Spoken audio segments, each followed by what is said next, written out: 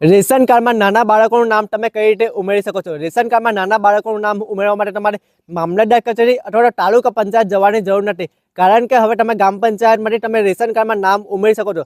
Ration કાર્ડમાં નામ ઉમેરવા માટે કઈ પ્રોસેસ છે? રેશન કાર્ડમાં નામ ઉમેરવા માટે કોણ ઉમેરી શકે છે? રેશન કાર્ડમાં તમે ગ્રામ પંચાયતના વીસી ઓપરેટર કોને કહેવામાં આવે છે? વીસી ઓપરેટર એટલે કે ગ્રામ પંચાયતનો જે કોમ્પ્યુટર ઓપરેટર હોય એને વીસી ઓપરેટર કહેવામાં આવે છે.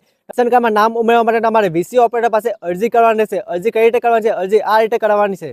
ગ્રામ પંચાયતનો જે વીસી ઓપરેટર હશે એ VC operator digital Gujarat website open કરશે. પહેલી જે વેબસાઇટ આવે ઓપન કરી લેવાની છે. અહીંયા આપણે લોગિન કરવાનું છે. ગ્રામ પંચાયતનો વીસી ઓપરેટર લોગિન કરશે, એની આઈડી અને પાસવર્ડ જનરેટ કરીને લોગિન કરી લેશે.